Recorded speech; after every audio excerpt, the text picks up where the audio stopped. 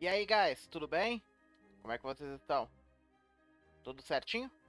Hoje a gente está trazendo a build de Honeycraft, que eu montei aqui pro Shadowverse Worlds Beyond.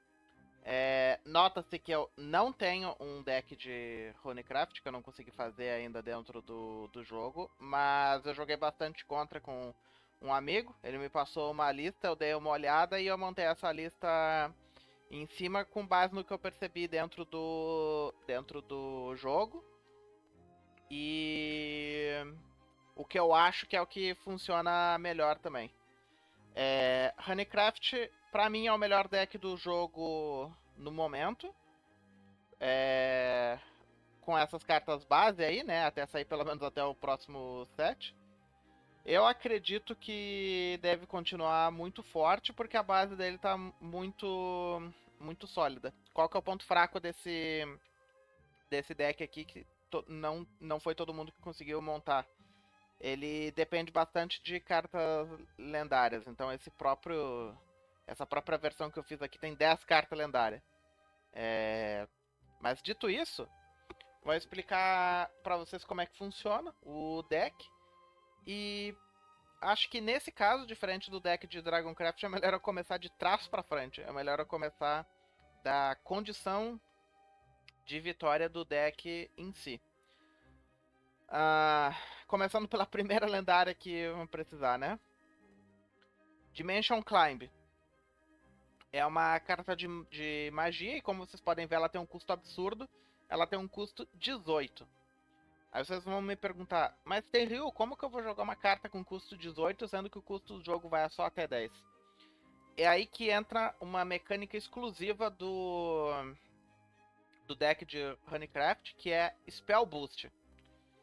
Toda vez que você jogar uma carta que seja uma magia, ou jogar alguma outra carta que tenha um efeito de gerar Spell Boost, é, as tuas cartas na mão recebem esse Spell Boost.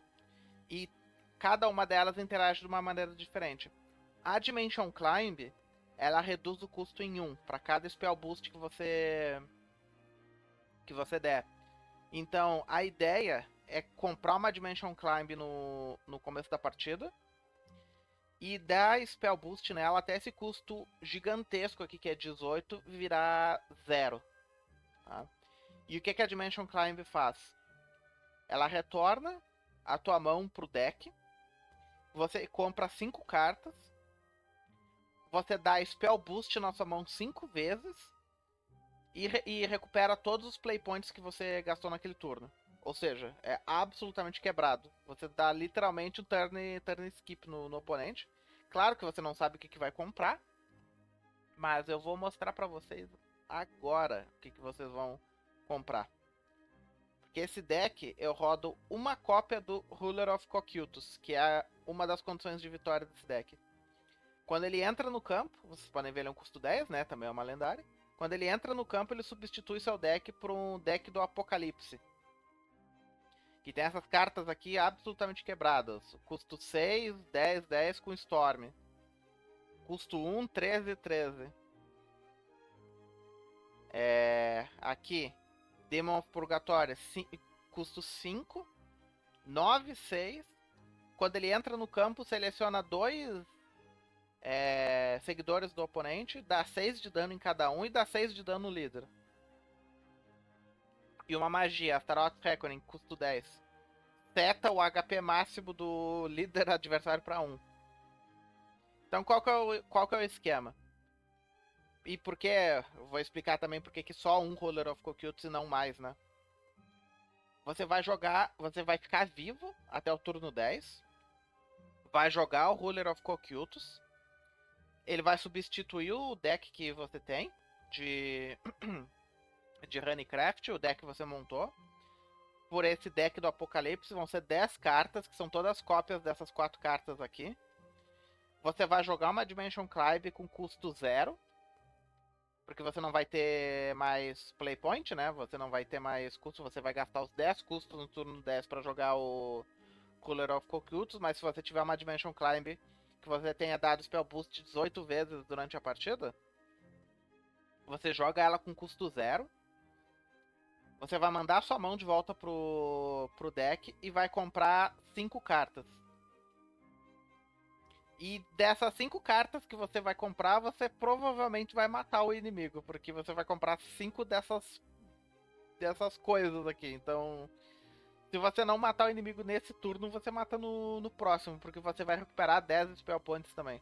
Então é muito provável que você vai comprar um Silent Rider e vai dar um Storm de 10 de dano, ou 13 se você tiver Super Evolve, ou 12 se tiver um Evolve ainda, mas eu acho difícil. Mas se tiver muito dano na face, ou se o inimigo tiver com pouca vida,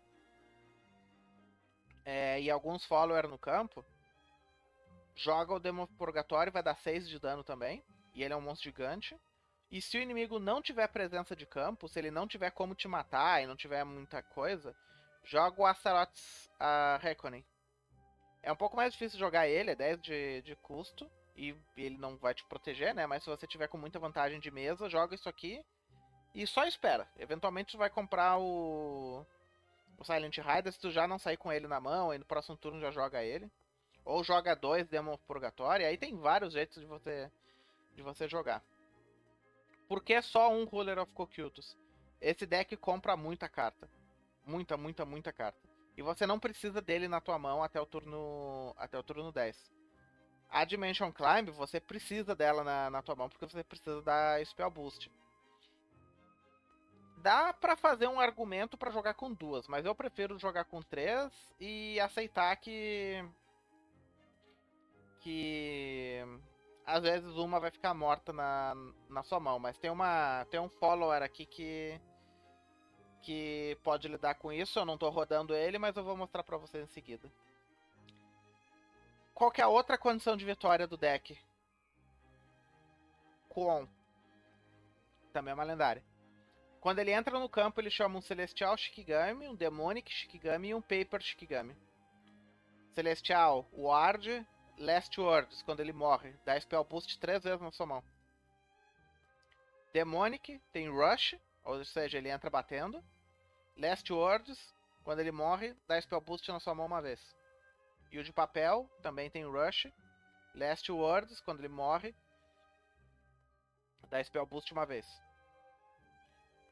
Se você der Super Evolve no Kuon, você seleciona um Shikigami aliado e dá Storm pra ele. Qual que é o esquema? Se chegar no turno 10 e você não tiver o Ruler of Cocytus, você pode dar Enhance 10 no Kuon, jogar ele com custo 10. Ele vai fazer todo esse esquema de chamar esses Shikigami. Ele vai destruir todos os Shikigami do campo depois de invocar eles e vai invocar um Noble Shikigami. O Noble ele tem 1/1, mas ele ganha ataque e vida de acordo com os Shikigami aliados que foram destruídos nesse turno. Ou seja, ele vai entrar com 10/10, ele tem Ward e tem Aura. Você dá Super Evolve no Kuon, dá Storm pra essa coisa e bate 10 na cara também. E como eu disse, tem Ward e tem Aura. É meio difícil de matar ele sem ser com Follower. O oponente provavelmente vai ter que gastar um Evolve pra matar ele. Isso que faz esse deck ser tão forte. Ele tem 2 condições de vitória. Primeiro, ele tem que sobreviver aos Kuon que você vai jogar. Você não precisa jogar o Kuon com Enhance 10. A jogada no turno 7 do Kuon com Super Evolve é muito forte. Então ele vai ter que sobreviver isso aqui. Se ele sobreviver até o final, você ainda tem o combo do Ruler of Cocytus com a Dimension Climb. Tem muito deck que se dobra todo só pra isso aqui, tá? Então, como eu disse, 2 condições de vitória. Agora, a gente vai para as cartas de custo baixo. Como eu disse, esse deck vai ter um monte de magia, então a gente vai começar aqui. Primeira delas, acho a mais básica, Foresight, uma magia que você compra uma carta. Ou seja, jogou uma magia, dá um Spell Boost, ainda compra uma carta. Storm Blast,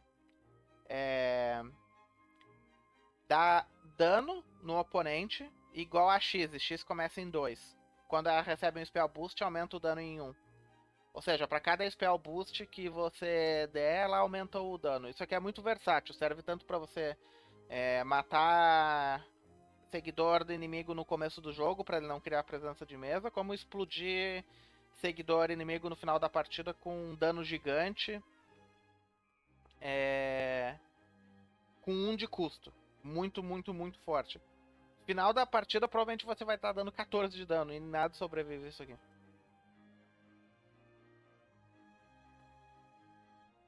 Aqui.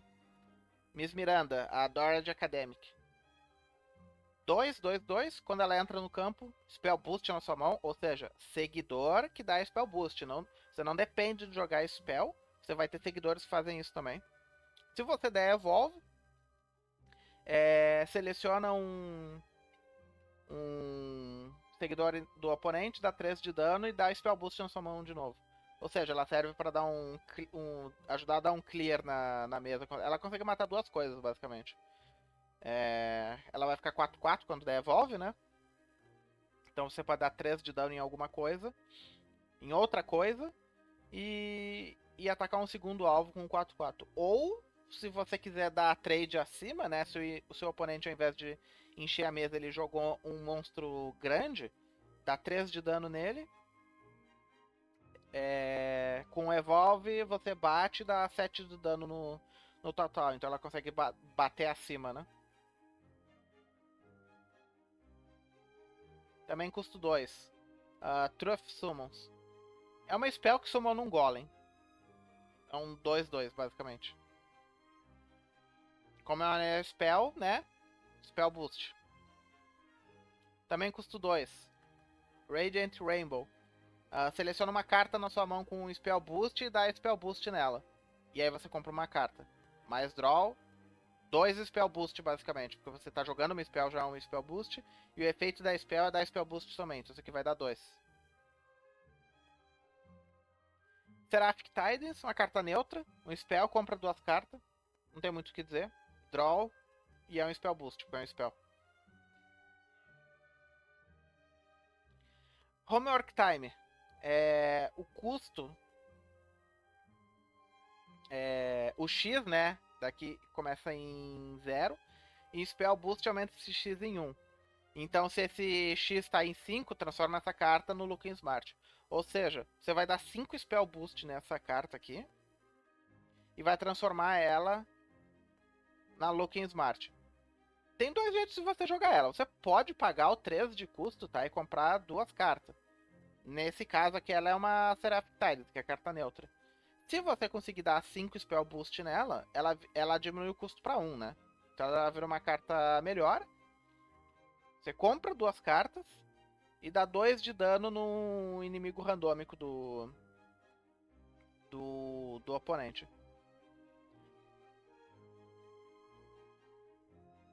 Aqui. Do custo 3 a gente vai direto pro custo 5. Eu não tô rodando nessa build aqui nenhuma carta de custo 4. Existe um argumento para se rodar Divine Thunder, mas eu não rodo. Emilo. Ela é um custo 5, mas ela não é na verdade um custo 5, porque quando ela recebe o Spell Boost, ela diminui o custo em 1, igual a nossa lendária ali, a Dimension Climb, né? Então ela diminui o custo, você consegue facilmente deixar ela com custo 0, tá? Custo 0 e 2/2. Se você der Evolve, invoca um Golem, né? Um Clay Golem. E dá X de dano em todos os seguidores do oponente. Igual ao número de Golems que você tem no campo. É por causa dessa carta que eu não rodo Divine Thunder. Onde você vai usar essa carta? Para trocar componente.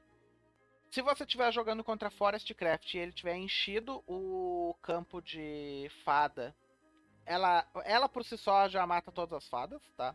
Agora se você estiver jogando contra Zordcraft, você provavelmente vai querer jogar dois desses aqui, Truth Summons, pra summonar 2 Golem. Antes, já que os followers de Zordcraft são mais fortezinhos um pouco, eles são mais resistentes. E aí usar ela e aí dá o Evolve. Ela vai dar 3 de dano e você vai ter 4 coisas no campo. A outra lendária, que eu não tinha mostrado ainda, a Anne e a Grea. Quando ela entra, ela summona o Anne Summoning, que é um monstro 5/5 com o Rush e o Ward.